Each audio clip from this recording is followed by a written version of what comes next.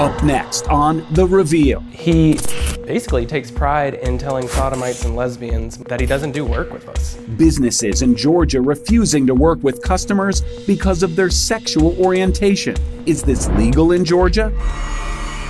But it was just constant pain. And I just couldn't move my arm at all. Vaccine warning. It's not what's in the syringe that's causing excruciating pain. 17 years ago, this man was sent to prison for sexual assault. But was he wrongfully convicted? To watch this happen to Sonny, knowing that this person was innocent, it was indescribable. I can't even put it in words. So why is Sonny still locked up? The Reveal begins now with investigators Faith Abube and Brendan Keefe. Welcome to The Reveal, a show dedicated to life-changing investigation. And we begin with a couple who called a company to do work on their home. But the owner refused because the customers are gay. And it's completely legal, too. Andy Parati shows us how a patchwork of laws in the state of Georgia and across the country leave people vulnerable to discrimination. This is all going to change. I'd like to maybe open up the front of the house a little more. When Colton Southworth looks across his yard of his new home, he doesn't see a lawn. He envisions a future oasis. The ultimate plan would be that the front yard supports a big pollinators garden. Coming from working from a commercial landscaper business, this would be like a dream job, in my opinion, if you got called to bid on it. He and his husband spent days hunting for a landscape architect in Metro Atlanta and discovered Botanica Atlanta Landscape and Design. Pictures on its website show elaborate green gardens. That was one of the reasons why we contacted them, because the work looked like quality and it represented what we needed. So Southworth called to set up an appointment with its owner, Stuart DeNino. I communicated that I recently moved to Sandy Springs and we were looking for a large landscape install. And he asked me if the project was for myself and my wife. And I said no, it was for myself and my husband. And he said that he would not be interested in working with us. At which time I responded, okay, and just hung up the phone. And what was your reaction when he said that? Well, I was a little taken back because no one has actually ever said that to me. This was the first time that like myself and my partner were inclusively discriminated against based off of our relationship. Southworth posted a 2-sentence Yelp review about the call. A few days later, DeNino responded writing, "Yes, this is an accurate description of what happened." He added, "Large landscaping projects take several months, and I can't do that." All while going along with the delusion of two men calling themselves a married couple. It's very perverse and foolish. DeNino also wrote on Facebook, "I average about 1 or 2 calls per year from sodomites or lesbians. I always turn them down." When you read that, how did that make you feel? Well, I felt not so alone in one way, and at the same time, I felt like extremely discouraged and frustrated. We repeatedly requested interviews with DeNino, even stopping by his home. Do you have a few minutes to chat? Where he runs his business. You were very verbal on social media about your beliefs, but you're not interested in saying them in person? No. What does landscaping have to do with your religious beliefs? I'm not interested in discussing. I'm sorry, I didn't hear you. I'm not interested in discussing it. It really is an epidemic of hatred that is going around the country. Jeff Graham is the executive director of Georgia Equality, an LGBTQ advocacy organization. Frankly, this is one of the most blatant that we've seen. Graham says similar discrimination is on the rise. This recent national survey found for the first time in 4 years a significant increase in LGBTQ people reporting discrimination. What has happened, in your opinion, over the past few years that has led to the results of this survey? You know, we're in a real significant period of change. And yes, we can get married and our relationships are respected and protected in the law just like anyone else. But unfortunately, there's been a backlash to that. There's people who just refuse to recognize that change. Despite his explanation, the landscape business owner didn't break any laws when he refused to work with Southworth and his husband. That's because Georgia and about 30 other states have no law specifically prohibiting against LGBTQ discrimination.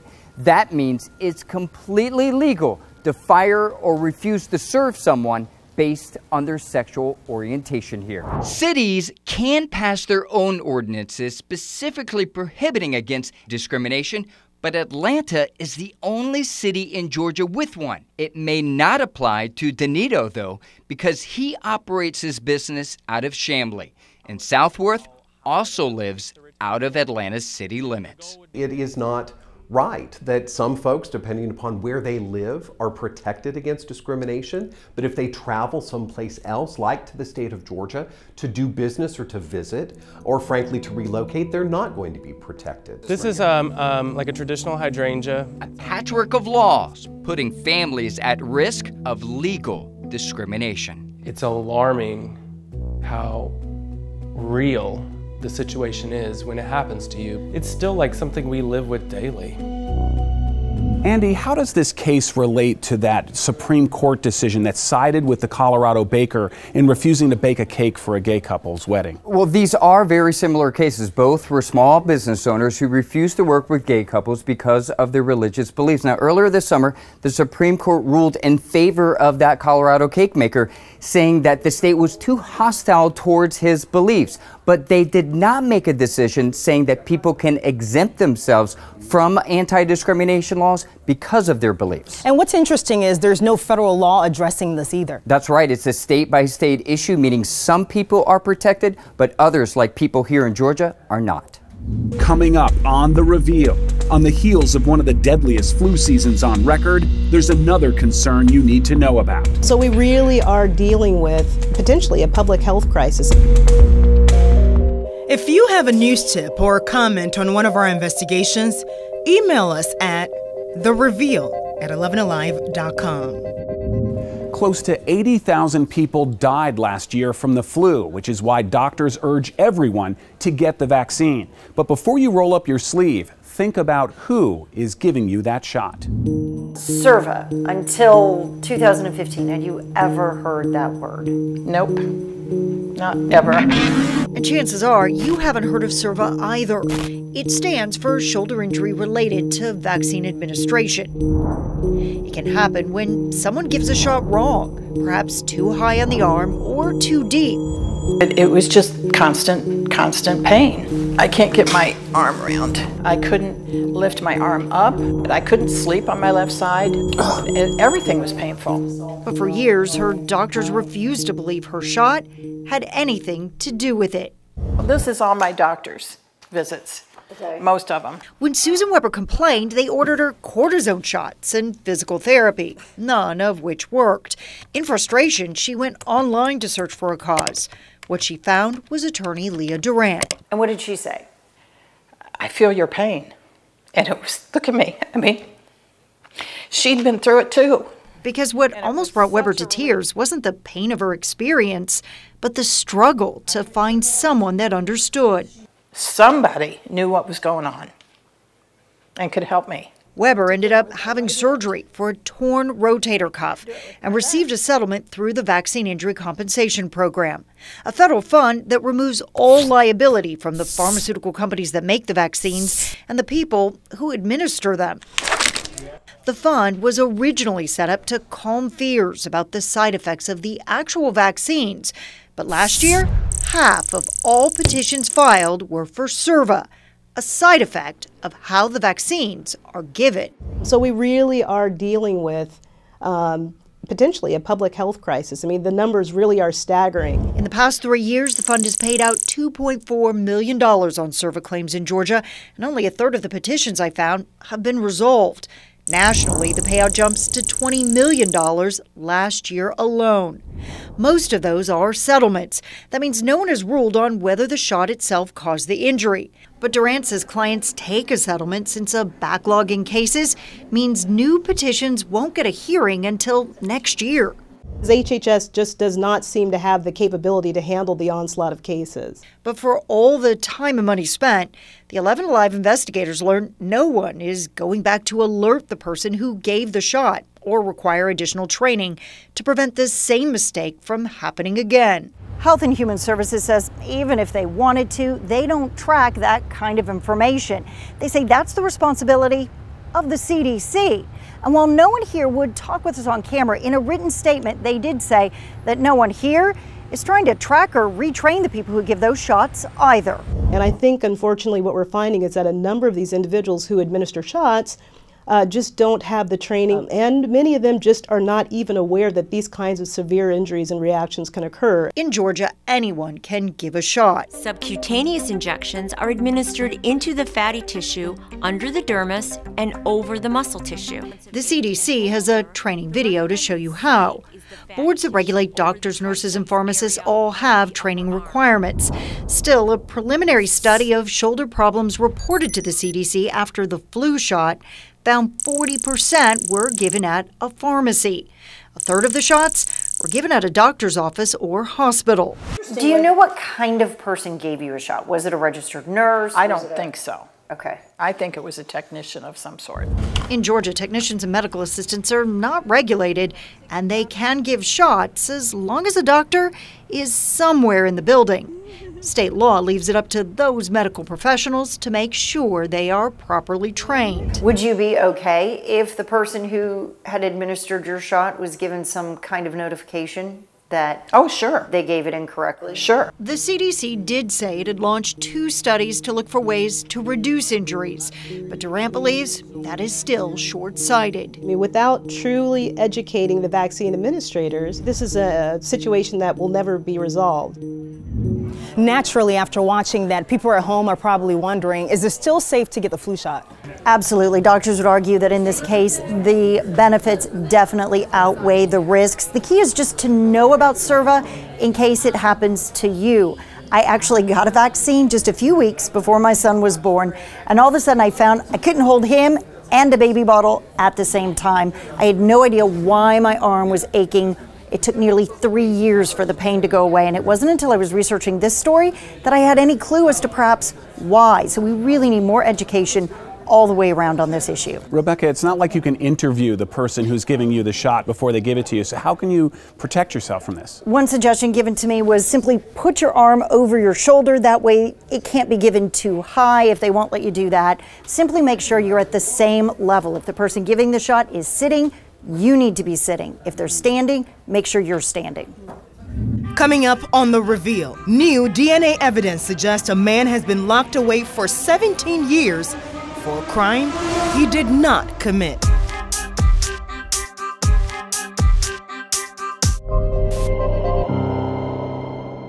Sunny Baradia was found guilty of sexual assault and sentenced to life in prison in 2001.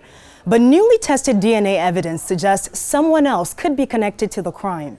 When the evidence is on one side, but the law is on the other, we're left with a shadow of doubt. I want people to see that injustice was done and that it can be corrected. It just has to be in the right hands. Just people need to hear the story. We're a team of digital journalists searching for the truth. This time, we're investigating the sexual assault of a young school teacher in South Georgia. Sunny Baradia is spending life in prison for the crime after being convicted in 2003. Guilty. Guilty, yeah. What happened inside the teacher's apartment on that Sunday afternoon was horrific. But new DNA evidence is raising questions about who's to blame. Now, Sunny's lawyers have one last-ditch motion called habeas corpus to try and get that evidence in front of a jury. To watch this happen to Sunny, knowing that this person was innocent, it was indescribable. I can't even put it in words.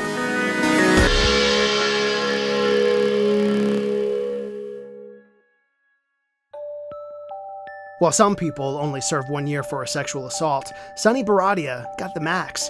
He has at least 3 prior felony convictions, all related to operating a chop shop, or a place that sells stolen auto parts. Georgia's 3 strikes law required the judge to sentence Sunny to life. When they said guilty, it's like my knees shook. I've never felt like that before. It just crushes you.